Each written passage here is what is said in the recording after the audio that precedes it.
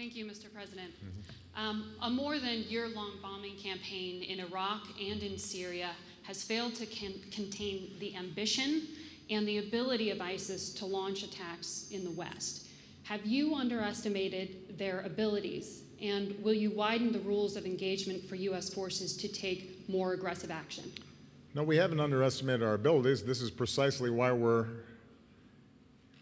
in Iraq as we speak and why we're operating in Syria as we speak.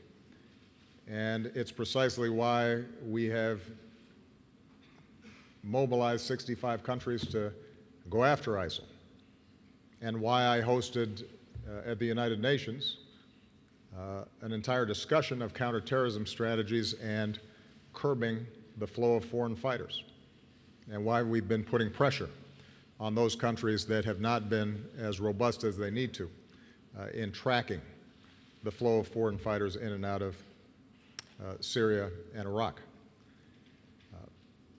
And so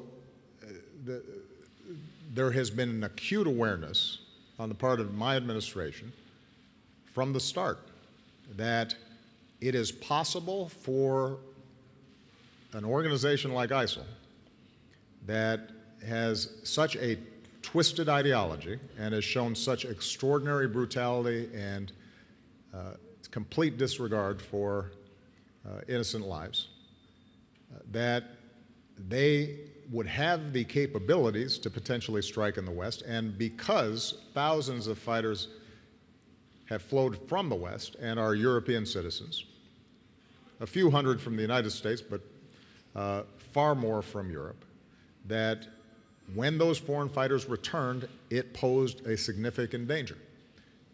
And we have consistently worked with our European partners, disrupting plots in some cases. Sadly, this one was not disrupted in time. But understand that one of the challenges we have in this situation is that if you have a handful of people who don't mind dying, they can kill a lot of people. That's one of the challenges of terrorism. It's not their sophistication or the particular weaponry that they possess, but it is the ideology that they carry with them and their willingness to die. And in those circumstances, tracking each individual, making sure that we are disrupting and preventing these attacks is a constant effort at vigilance and requires extraordinary coordination. Now, part of the reason that it is important what we do in Iraq and Syria is that the narrative that ISIL developed of creating this caliphate makes it more attractive to potential recruits. So when I said that we are containing their spread in Iraq and Syria, in fact, they control less territory than they did last year.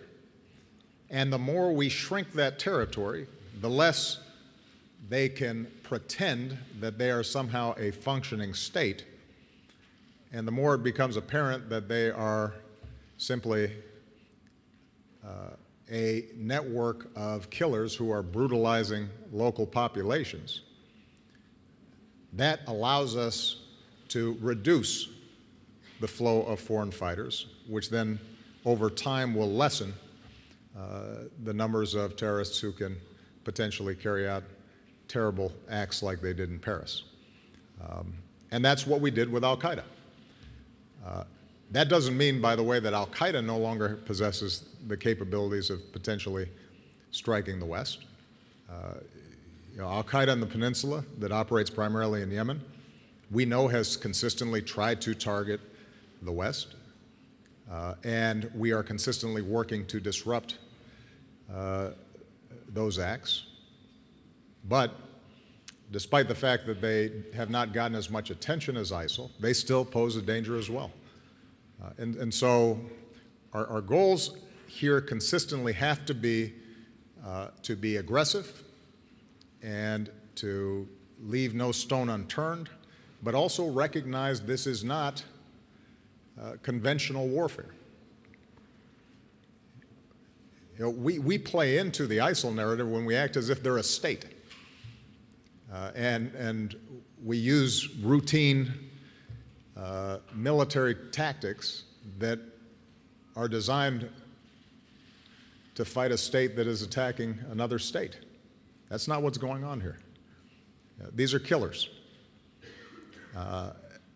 with fantasies of glory who are very savvy when it comes to social media and are able to infiltrate the minds of not just Iraqis or Syrians, but disaffected individuals around the world.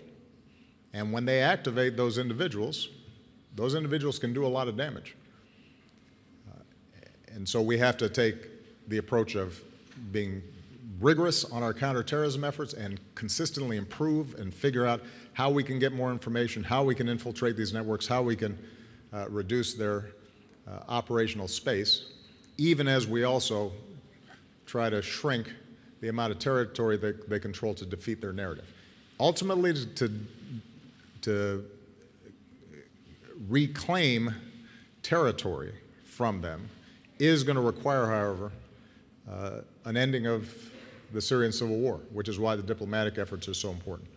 And it's going to require an effective Iraqi effort that bridges Shia and Sunni differences, which is why our diplomatic efforts inside of Iraq are so important as well. Jim Avila.